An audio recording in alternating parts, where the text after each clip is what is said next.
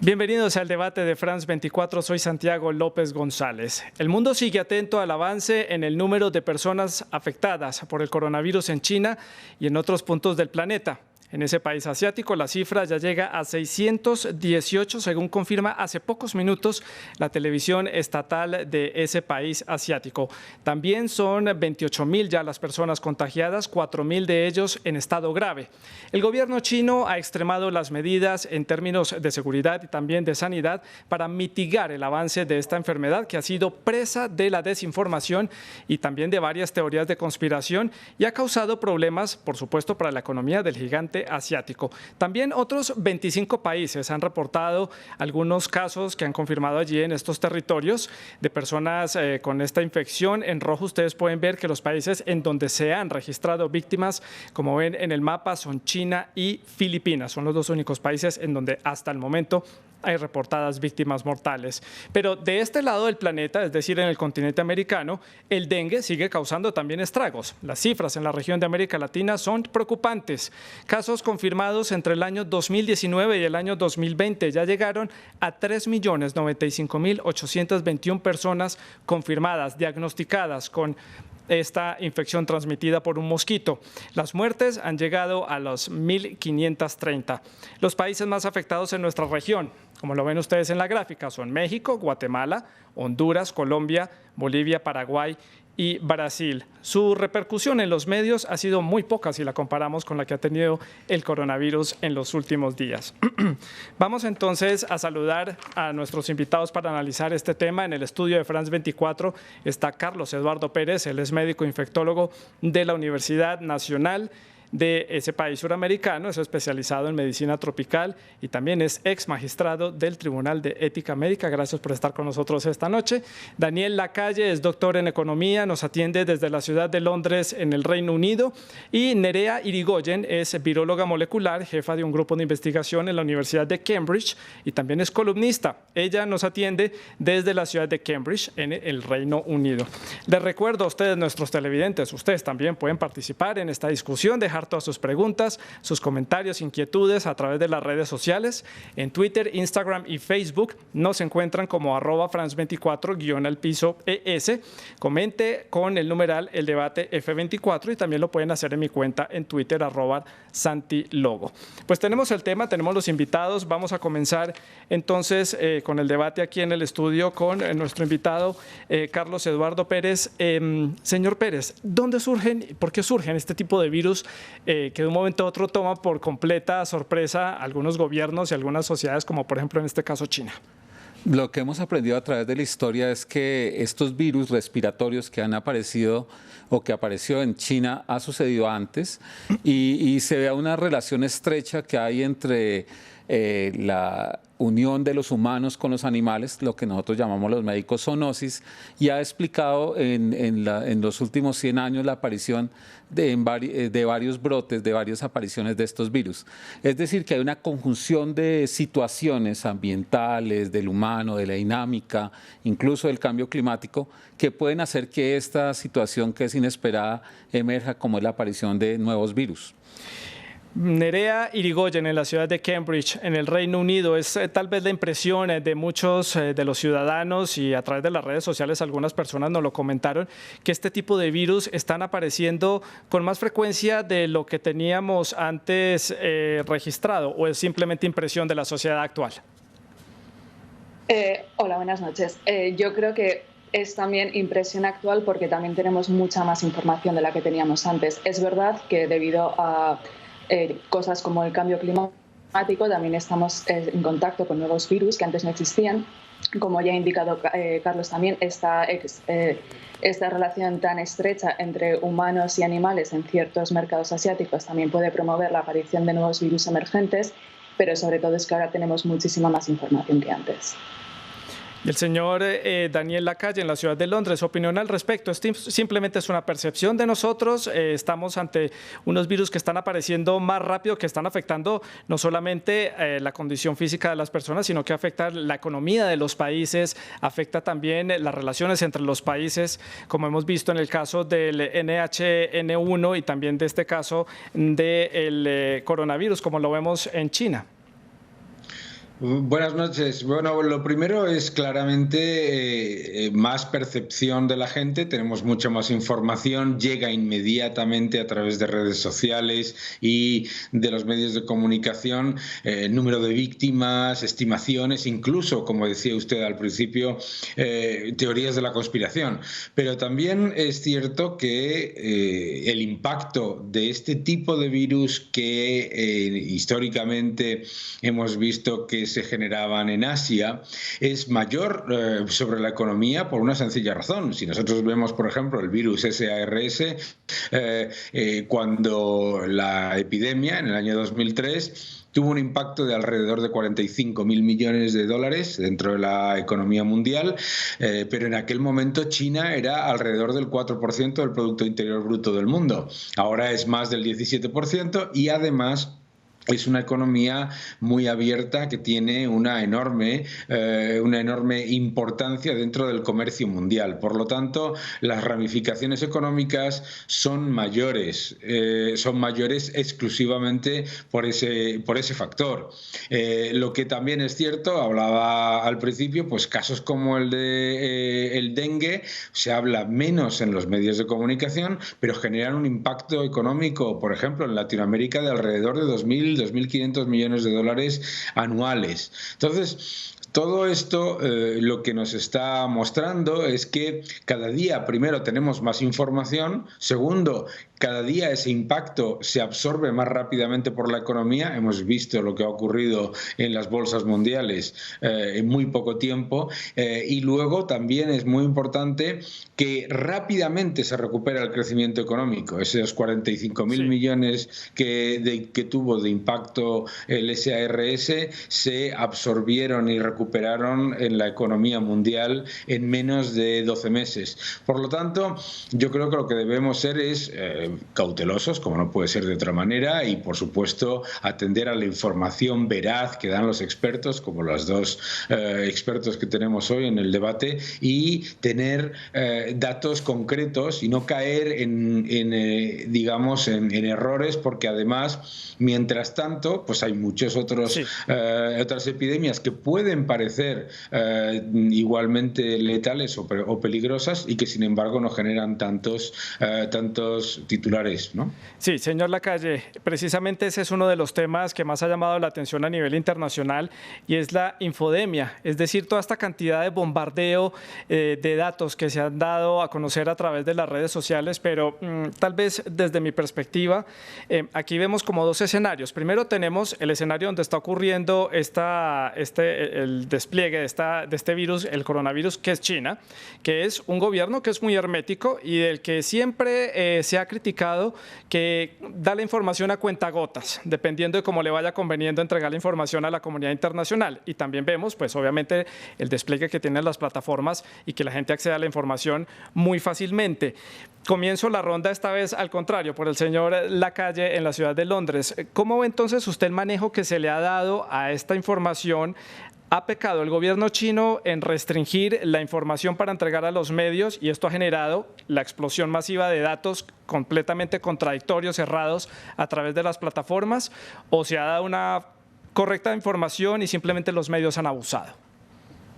Bueno, yo creo que no, los medios no han abusado. Yo creo que los medios han sido muy prudentes y yo creo que lo que estamos viviendo es algo muy típico en información y en comunicación corporativa y también comunicación de los estados. A veces los gobiernos piensan que si dan la información, como decía usted, con cuentagotas, o que si dan información contenida, eso va a generar más tranquilidad. Y es exactamente lo contrario. También ocurre con las empresas. A veces las empresas prefieren no dar malas noticias, digamos, en un solo momento, y esa no falta de transparencia, pero ese intento diplomático de dar la información de manera que no genere una sensación de alarma, genera exactamente el efecto contrario. Y esto es muy típico en comunicación y es muy difícil explicárselo a políticos, que es es mucho mejor ser absolutamente transparente y completamente claro y dar toda la capacidad a los medios de comunicación para que no se entren en teorías de conspiración, porque en el instante en el que se empiezan a limitar unas páginas web o unas cuentas en Twitter, etcétera, es normal que cualquier persona que haga un análisis piense la situación tiene que ser mucho peor. Por lo tanto, yo creo que no es que los medios de comunicación hayan reaccionado de manera exagerada y tampoco creo que el gobierno chino haya intentado ocultar información, sino que es desafortunadamente muy típico de gobiernos el intentar ser excesivamente diplomático. Sí. Nerea Irigoyen, en la ciudad de Cambridge, su opinión. Yo creo que aquí ya no estaría tanto de acuerdo. Yo creo que los medios sí han tirado un poco de sensacionalismo. Sí creo que el gobierno chino no sabemos de verdad si nos está ocultando algún tipo de información o no. Yo quiero pensar que no. Pero yo creo que los medios han cogido información, no a veces siempre contrastada, pero no solo a nivel de lo que son los medios de comunicación, sino incluso también a nivel científico. Se han cogido ciertas informaciones que en cierta manera ni se han contrastado ni se ha sabido muy bien saber dar el mensaje de lo que estaba queriendo decir esa información. Yo creo que sí nos hemos visto un poco desbordados por la situación y creo que hay mucha información que se ha dado al público general que tampoco era realmente necesaria porque lo único que crea es más pánico del que ya se está teniendo. Señor Pérez, aquí en el estudio de France 24, ¿cómo manejar este tipo de situaciones? Estoy totalmente de acuerdo con la doctora Nerea, porque el miedo se transmite más rápido que cualquier bacteria, virus o parásito del mundo. Y el pánico vende, genera titulares, da Twitter, da retweets y hace tags. El miedo vende y eso se ha aprovechado porque nos hemos preocupado, y muchos científicos y también muchos medios de comunicación, en ser importantes y no ser útiles. En este momento es donde nosotros deberíamos empezar a ser verdaderamente útiles para poder transmitir la información que debe ser veraz y tranquilizar y dimensionar y educar a las personas. Yo he pensado que el miedo es realmente la epidemia, la vacuna es la educación y la única medicación es la prevención. Pero nosotros tenemos que aliarnos con los medios de comunicación serios para hacer esa alianza, pero no en este rubro que es de llamar la atención, cada vez señalando más muertos, cada vez señalando más casos que inevitablemente van a suceder y que obviamente hay que informar, pero con esa perspectiva de que nosotros podemos prevenir y podemos controlar la enfermedad. Yo creo que los chinos han hecho un esfuerzo impresionante para poder hacer la contención del virus. Todos esperamos que la información que nos están dando, y creo que sí puede ser muy cierta, pero aparece una serie de protagonistas, tanto científicos, pseudocientíficos, medios de comunicación, en donde les importa más ser importantes ellos y no el beneficio que traen a la sociedad. Creo que ahí hay un problema y que nosotros hemos aparecido en muchas epidemias donde hemos aprendido muchas cosas, pero no hemos aprendido cómo comunicar bien. Sí, y en este momento de coyuntura hago autocrítica desde los medios de comunicación. Claramente entonces nos faltó educar y prevenir e informar correctamente. Porque es que estas medidas de prevención no solamente contienen este virus respiratorio.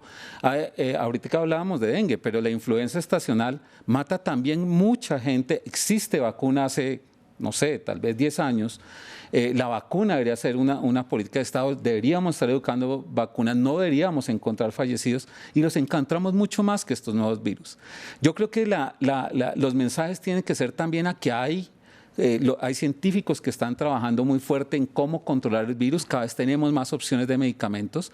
Hay unas estrategias de prevención muy simples que deben ser la educación y que los medios de comunicación tienen que enfocarse también no solamente al lado de la explosión de cómo enganchar al público a través de un número nefasto, sino cómo carajos tenemos que resolver el problema. Sí. Nosotros tenemos que generar alianzas y las alianzas se hacen cuando la gente es seria y cuando quiere ser útil. Déjeme decir lo último, es que nosotros tenemos que estar atentos que no solamente es el dengue, el principal lo que más mata humanos son los insectos, son los zancudos, son los mosquitos. El peor enemigo de nosotros no son ni siquiera los mismos humanos, son los mosquitos. Y nosotros no apreciamos, porque es una enfermedad que generalmente es de pobres, en donde nosotros los esfuerzos que hacemos son reactivos. Tienen que haber niños muertos, tienen que haber mujeres embarazadas muertas para decir, estamos surgiendo un problema. Si no hay una respuesta sostenida, si vendemos pánico, si generamos miedo y no hablamos de prevención, no vamos a poder lograr controlar la comunicación, que creo que es la peor epidemia en este momento. Que ese es un punto que quiero tocar más adelante cuando hagamos un análisis, un balance de la forma como se ha reaccionado ante el coronavirus y ante la epidemia de dengue en América Latina. Ya lo vamos a tocar, importante que usted lo haya mencionado ya. Nerea, en la ciudad de Cambridge, ¿por qué le estamos restando importancia entonces a una enfermedad, a un virus como el dengue en América Latina, y por qué China puede recibir todo este protagonismo y toda esta ayuda internacional y colaboración de muchos países y de organismos, y América Latina está reportando tantos casos y tantas víctimas? A ver, yo creo que hay que dejar claro que el problema de salud pública en China con el coronavirus es un gran problema que tienen ellos. Lo que pasa que a nivel del resto del mundo es un riesgo bastante bajo. Lo que pasa con dengue y con otras enfermedades como puede ser Zika en Latinoamérica es que en realidad ahora mismo es una enfermedad de pobres. Entonces no se quiere invertir en algo que en principio ni va a afectar o va a afectar en muy pocos casos a lo que es Estados Unidos, Canadá o Europa.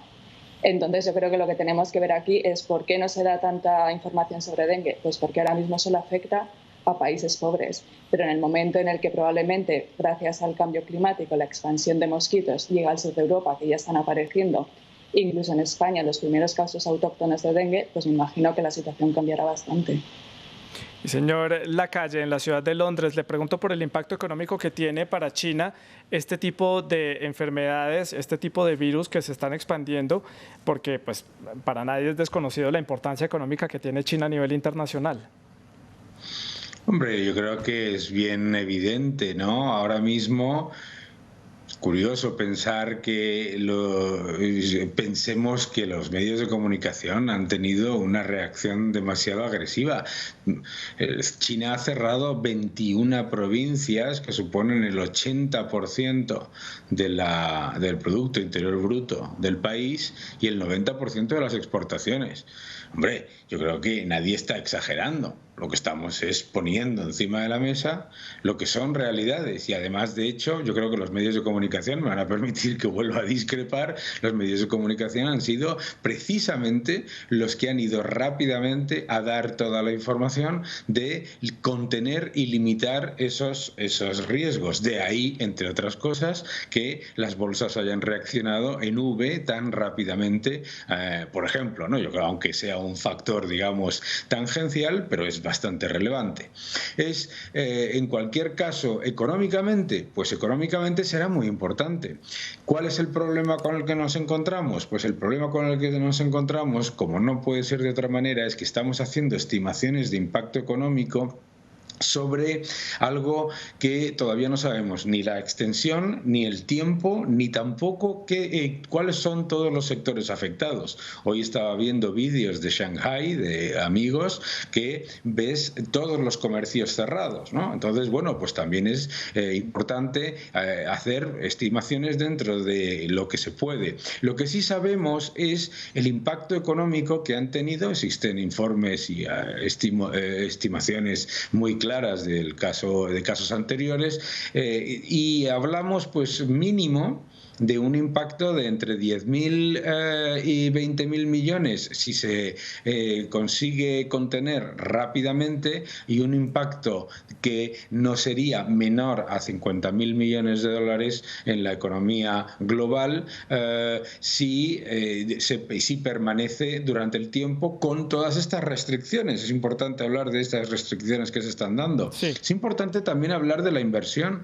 No podemos decir que no se está invirtiendo en buscar soluciones a enfermedades como el dengue. La inversión en generar no solamente prevención, sino además en todo lo que tiene que ver con lo que las empresas sanitarias, las empresas que están poniendo soluciones para todo esto, no es nada pequeña, todo lo contrario. Estamos hablando de decenas de miles de millones de dólares anuales, ¿no? Por lo tanto, hay que ser positivo, pero tampoco debemos caer, digamos, en pensar que esto no va a tener impacto económico. Y me temo que hemos pasado en muy poco tiempo de pensar que iba a tener un impacto de alrededor de un 1% del Producto Interior Bruto Mundial a literalmente, hoy mismo, máximos históricos, a pensar que no va a tener ningún impacto. Y Nerea, en la ciudad de Cambridge, le pregunto sobre la reacción de la comunidad internacional y los grandes organismos internacionales frente a esta situación que también ha generado cierta, digamos, estigmatización hacia los ciudadanos chinos. Veíamos, por ejemplo, planes de contingencia para muchos calificados como absurdos, por ejemplo, el del gobierno de Filipinas, que decidió suspender la entrada y el otorgamiento de visas a los ciudadanos chinos para que vayan a Filipinas, pero personas de cualquier otra nacionalidad que estaban en China sí podían ingresar a territorio filipino, sabiendo que también pueden llevar allí el virus de igual manera. ¿Cómo ha reaccionado la comunidad internacional, los organismos? A ver, yo creo que eso es algo que está empezando a pasar, ¿no? Que está surgiendo todo este racismo no solo hacia ciudadanos chinos, sino ya también por defecto hacia todos los ciudadanos que vienen desde Asia. No tiene ningún sentido, por ejemplo, restringir las visas a ciudadanos chinos, pero no a gente que viene desde China, porque son igual de portadores del virus que cualquier otro ciudadano chino. ¿Cómo está reaccionando? Pues yo creo que lo bueno que ha podido tener la OMS al declarar la emergencia de salud pública internacional es que en cierta manera se está centralizando un poco las medidas a tomar. Entonces ya no es cada país de manera unilateral tomando sus propias medidas de contingencia, que yo creo que muchas veces vienen derivadas por el pánico y porque la población pueda quejarse de que no se está haciendo suficiente. Pero también, por ejemplo, en el Reino Unido, en Cambridge, el diario el Daily Mail, que aunque todos sabemos que es un tabloide y tiende hacia el sensacionalismo, una de las primeras noticias que publicó fue que estudiantes de Wuhan habían estado en la Universidad de Cambridge y que habían estado en la calle. Entonces, que igual el virus también ya estaba en Cambridge. Y algo que, por cierto, no ha pasado, ni creo que vaya a pasar. Y aquí en el estudio. Digamos, hay muchas perspectivas que uno puede tener. Por ejemplo, cerrar las fronteras fue una experiencia que se hizo cuando en México sucedió el H1N1. Y recuerdo mucho que Argentina creo que fue la que cerró la frontera y los mexicanos viajaban a Chile, quedaban un día y al otro día en Argentina y les preguntaban, ¿ustedes han estado en México? Y dijeron, no, venimos de Chile. Y siguieron pasando la frontera. A veces estas medidas de cerrar fronteras, de hacer cosas cuando no se hacen de una forma sistémica y realmente coordinada no aportan. Pueden generar más estigma, pueden limitar los recursos y pueden paralizar economías. Hoy lo que estamos viendo es, oía por ahí una chinofobia, algo así, que me parece totalmente, todo lo que queríamos estar es como muy orgullosos de muchos de los médicos y enfermeras que han sido verdaderos héroes y que están trabajando para que no haya más problemas. Y creo que estas medidas cuando son de este tipo pueden ser incluso paradójicamente peores que realmente la misma enfermedad. En este momento hay una serie de estigmas poniendo visas a las personas como si los virus tuvieran visa o les importara un pasaporte. Eso permite también que haya un flujo de personas que nieguen, por ejemplo, su contacto para poder acceder a otros países. Y son medidas complejas porque limitan el ingreso de recursos y la limitación de recursos para atender las epidemias. Yo creo que hay muchas cosas que no pueden ser esfuerzos aislados, sino que tienen que ser un esfuerzo coordinado en realmente cuándo se va a ser necesario restringir, porque lo peor de estos cierres de fronteras es que todo el mundo sabe cuándo cerrar, pero no sabe cuándo volver a abrir, porque nadie sabe si va a ser este el último caso o si en una semana será el último caso y se puede perpetuar una medida que a la luz no va a aportar mayor cosa. Y desde su perspectiva, ¿ha visto usted una buena, digamos, engranaje en esos organismos y en la comunidad internacional, en este caso en particular en el coronavirus? Y ya vamos a hablar del dengue en América Latina. La OMS ha cometido errores, incluso los ha aceptado en epidemias anteriores. El ébola se demoró un tiempo en mostrar que sí era una verdadera alerta. Por ejemplo, una sobrereacción cuando hubo el H1N1 y lo que hizo generar fue una gran inversión de costos excesivos para una enfermedad que no demostró toda la trascendencia. Pero en esto ha sido bastante cauto y me gustó mucho que hablara que esta situación de emergencia no era porque se generara una pandemia, sino por los sistemas de salud que podían ser débiles y para que los gobiernos apropiaran los recursos para poder actuar en consecuencia ante esa alerta. Muchos de los gobiernos necesitan esa señal de alerta mundial para poder apropiar recursos y poder generar impactos de prevención. Sin embargo, y a mí sí me llama mucho la atención en América Latina, no imagino qué pasará si este virus llega a Venezuela, donde no es un sistema débil de salud, es ausente de salud. Sí. Y la contención, por ejemplo, en América sería completamente limitada porque no tenemos información epidemiológica en los últimos 10 años de lo que está sucediendo con nuestros hermanos venezolanos. Entonces, sí hay algunas poblaciones especiales, unas situaciones especiales donde esta alerta mundial que la OMS la hizo bien, la hizo correctamente, y yo creo que ha hecho un trabajo muy bien hecho y no precipitado como en otras ocasiones, o no tardío como pasó en el ébola. Y sigo con mi ronda, ahora hablo con Nerea Irigoyen. Hablemos ahora del dengue en el caso de América Latina, que también preocupan las cifras, son muy altas. Llevamos prácticamente un año registrando diferentes casos en países como Honduras, en el Paraguay, en México, Colombia, que ahora también está en alerta, sobre todo en el hemisferio sur, en donde estamos en verano y en donde pues estos casos empiezan a aumentar. América Latina y la región de América del Sur en el verano siempre registra casos de dengue. ¿Por qué nos toma por sorpresa cuando los casos empiezan a crecer, si es algo a lo que ya deberíamos de estar habituados, ¿no?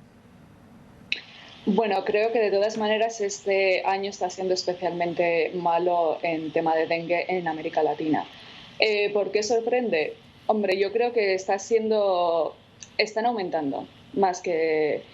O sea, antes se podían utilizar más insecticidas, los mosquitos también se han hecho inmunes a los insecticidas.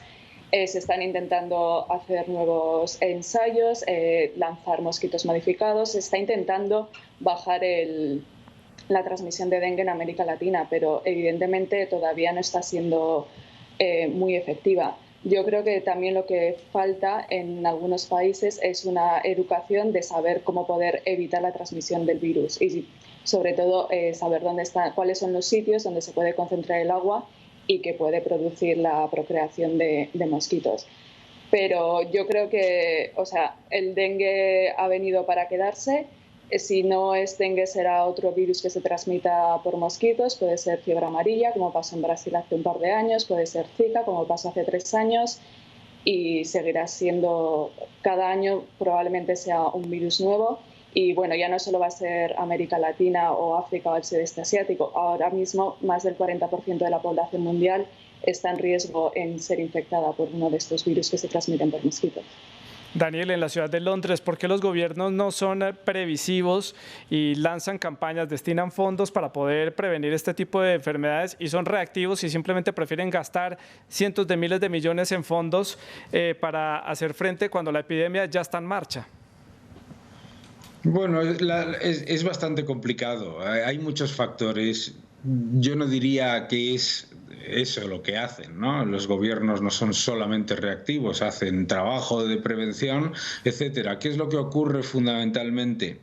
En muchos de los casos, este tipo de acciones están orientadas de top-down, es decir, desde los gobiernos, desde administraciones centrales hacia las comunidades, digamos, más pequeñas, etcétera. Se hace un trabajo demasiado burocratizado, demasiado centralizado, y es un trabajo además en el que hay unos protocolos que no responden a la virulencia, a la rapidez y sobre todo, hablábamos antes, pues incluso en sistemas sanitarios que son inexistentes, ¿no? Sí.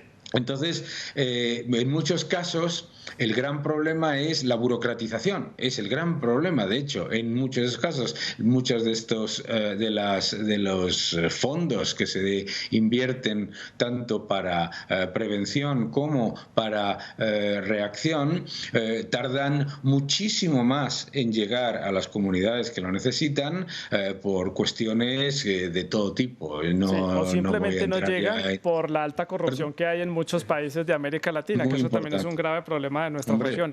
Me quedan 3 minutos de programa, señor Pérez, quería preguntarle, ¿América Latina se está descuidando en este tema de salud? Porque vemos que el dengue continúa y vemos que están reapareciendo otras enfermedades como el sarampión, la malaria. ¿La región se está descuidando en este tema de salud pública y salud médica? No, yo creo que realmente no es que se esté descuidando, ha hecho esfuerzos. Lo que pasa es que nosotros tenemos limitación de recursos en todo. Entonces nosotros y nuestra comunidad es una comunidad con recursos muy limitados y realmente para contener un enemigo como es el mosquito no se sabe cuánto presupuesto se pueda necesitar.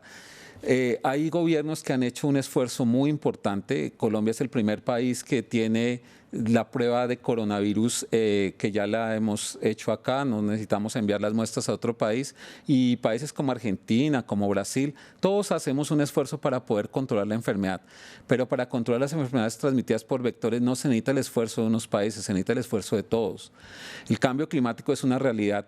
El cambio climático está cambiando la epidemiología de las enfermedades. Sí. Y si todos como países no actuamos, vamos a ser responsables de más epidemias, como la doctora Nerea nos explicaba anteriormente.